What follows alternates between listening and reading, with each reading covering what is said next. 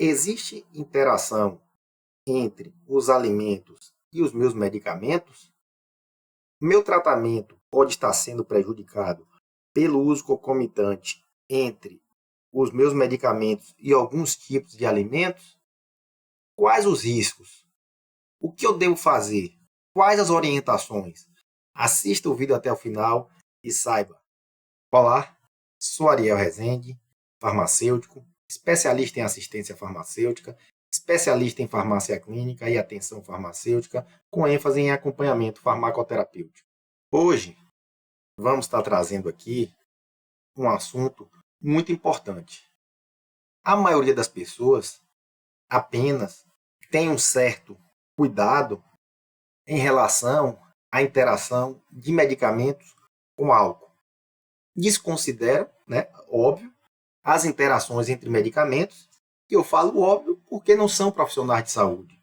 São diversas e diversas interações entre os medicamentos que quem deve ter esse conhecimento são os profissionais de saúde que lidam direto com a terapêutica medicamentosa. As interações entre medicamentos, os profissionais de saúde, a grande parte, tem esse cuidado e sabe que existem essas interações. Apesar de que, em muitas situações, essas interações passam despercebidas. Então, as interações entre medicamento e alimentos, muitas pessoas nem imaginam que possa ter, e a grande parte dos profissionais também negligenciam essas interações. E vamos aqui estar trazendo, em alguns vídeos, alguns medicamentos que interagem com alguns tipos de nutrientes ou alimentos e que pode trazer desconforto ou pode até mesmo prejudicar o seu tratamento. Então, vamos aqui estar trazendo alguns exemplos. Bom, antes de entrarmos diretamente nos exemplos, vamos falar de forma bem resumida o que interfere nesses tipos de interações entre medicamentos e alimentos, medicamentos, nutrientes. Temos 3 condições que vão interferir nessas interações. Primeiro é o pH. Se eu altero o meu pH, ou seja, eu aumento a acidez ou diminuo a acidez do meu estômago, do momento em que eu tomo o meu medicamento, eu vou interferir na dissolução desse medicamento, na ionização desse medicamento, ou seja, ele vai transformar, vai ter uma transformação química que pode ou facilitar ou prejudicar a sua absorção. E se eu prejudico essa absorção, o medicamento não vai ser absorvido, não vai para o sangue, não vai ser distribuído e não vai chegar até o seu sítio de ação para poder fazer o efeito farmacológico, o efeito terapêutico que a gente espera do medicamento. Então, muitas vezes, você toma um medicamento ou uma substância alcalinizante, ou seja, que vai aumentar esse pH e que pode prejudicar alguns medicamentos.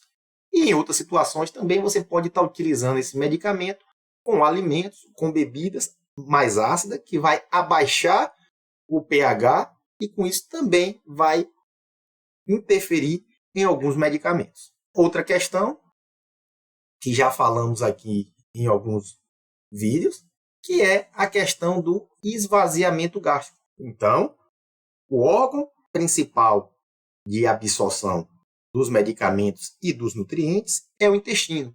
A maior parte dos princípios ativos dos medicamentos são absorvidos no intestino. Uma pequena parte pode ser absorvido no estômago. Em alguns medicamentos, aquele que é gastroresistente, ele é absorvido totalmente no intestino.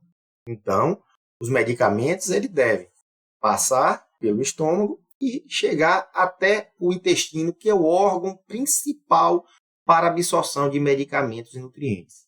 E sendo assim, tudo que eu comer, que eu ingerir, que retardar o esvaziamento gástrico, ou seja, demorar mais o medicamento aqui no estômago, ele vai estar sendo menos absorvido. E o contrário também é verdadeiro. Se eu acelero esse esvaziamento gástrico, o medicamento vai passar a ser mais rapidamente absorvido, pois ele chegou ao órgão, que é o órgão principal responsável pela absorção desse princípio ativo e dos nutrientes. E outro fato que interfere é a absorção. Então, o pH, o esvaziamento gástrico, que está diretamente relacionado a essa maior ou menor absorção desses medicamentos. E a gente vai ver que algumas interações de alguns nutrientes com alguns tipos de medicamento vai acabar interferindo nessa absorção aqui, independente dele estar no estômago e dele estar no intestino. E nos exemplos vocês irão entender e a gente vai estar explicando detalhadamente quando ocorrer esse tipo de interação em relação à absorção do medicamento. A primeira interação que a gente traz é com a acarbose, que é um medicamento hipoglicemiante, né, utilizado para o tratamento, né, para o controle do diabetes, né, a taxa de açúcar no sangue, e que deve ser evitado tomar junto com alimentos ricos em sacarose, ricos em açúcar. Quando isso ocorre, você vai ter desconforto abdominal e até, em alguns casos, a depender da quantidade de açúcar que você ingerir, você pode até estar tendo uma diarreia. Então, o que é recomendado? Ingerir ele antes da alimentação e evitar nessa alimentação, logo após a ingestão do medicamento, que ela não seja tão rica em açúcar. Outra interação é do ácido acetil salicílico com o salsão. Você pode ter um aumento e o risco de sangramento. Então, pessoas que têm hemorroida, que têm úlceras, né, que pode estar utilizando o ácido acetil salicílico, que por si só já é um medicamento que pode favorecer esse processo de sangramento nessas situações, em algumas situações clínicas. Se você tiver ingerido com salsão, esse risco vai ser potencializado. Outra interação é o alendronato de sódio, que é um medicamento utilizado no tratamento da osteoporose, quando utilizado junto com produtos lácteos, né? As consequências disso é que, em geral, diminui a absorção do alendronato. O recomendado é você tomar, no mínimo, 30 minutos antes das refeições, de preferência, né, o recomendado com 250 ml de água. Outro medicamento também que interfere com leite e com bebidas lácteas, né, com laticínios, é o bisacodil. E as consequências é uma irritação gástrica. Então, se você também já tem problema de úlcera, gastrite, você está utilizando bisacodil e usa, no caso, leite e iogurte, você vai potencializar essa irritação. Outra interação importante é a carbamazepina com o chá preto. Se você tomar junto, né, esse medicamento com o chá preto, você vai ter uma diminuição da biodisponibilidade da carbamazepina. Ou seja, vai interferir também na absorção do medicamento, ou seja, a quantidade de medicamento que vai estar disponível para fazer a sua ação terapêutica vai estar diminuída e com isso você vai ter uma diminuição do efeito deste medicamento. Outra interação é o paracetamol com repolho. E a consequência é justamente a diminuição da eficácia do paracetamol. Então, muitas vezes, você pode estar lá com sua dor de cabeça e tomando um paracetamol, comendo repolho, salada de repolho, lasanha de repolho e tudo, e muitas vezes não vai fazer o efeito esperado. E muitas vezes não é porque o medicamento está vencido, não é porque o medicamento não presta, mas porque existe essa interação e deve ser evitado quando você estiver em uso do paracetamol, você evitar a ingestão de repolho. Outra interação é ciprofloxacina, é um antibiótico, também com os laticínios e bebidas enriquecidas com cálcio, como tem alguns sucos de laranja, enfim. Né? E aqui a gente faz um alerta também para outros tipos de medicamentos, de antibióticos, que são os macrolídeos, azitromicina, claritromicina, eritromicina, que pela sua estrutura molecular, eles vão se complexar com o íon cálcio do leite.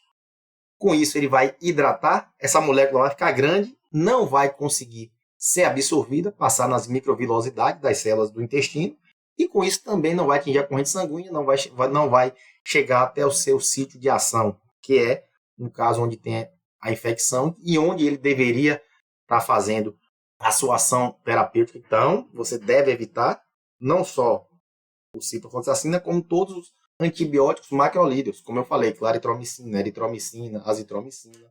Outra interação é o clobazam e com bebidas ricas com cafeína, café, refrigerantes, pois vai reduzir esse efeito sedativo e ansiolítico do clobazam. O clobazam, que é um benzodiazepínico, né, com ação ansiolítica, sedativa, anticonvulsivante. Interação também com a cafeína é a clozapina, um antipsicótico que tem que ser monitorado muito bem o seu tratamento pelas suas reações adversas hematológicas. E quando você toma junto com alimentos ricos em cafeína, se você ingere muito café, se você toma muito refrigerante, né, você vai ter um aumento da toxicidade desse medicamento, que já tem uma toxicidade natural dele, as reações adversas do medicamento, que o paciente tem que estar sendo monitorado o tempo todo enquanto estiver em uso desse medicamento. Outra interação importante é o diazepam, outro benzodiazepínico, ansiolítico, né, com alimentos gordurosos, que pode aumentar a concentração desse diazepam.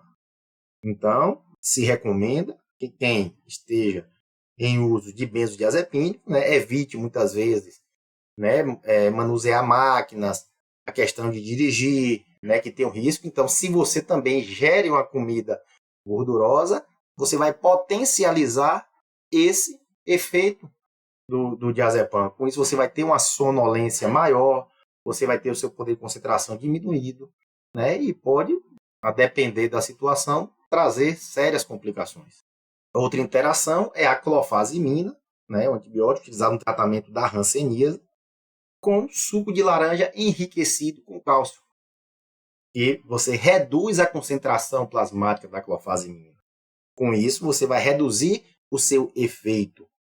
Né? E aqui a gente faz um alerta que apenas esse, né, suco de laranja talvez enriquecido com cálcio, ou outras bebidas enriquecidas com cálcio, que vai interferir. O cálcio da dieta normal, né, não vai ter nenhum tipo de interação com a clofazimina.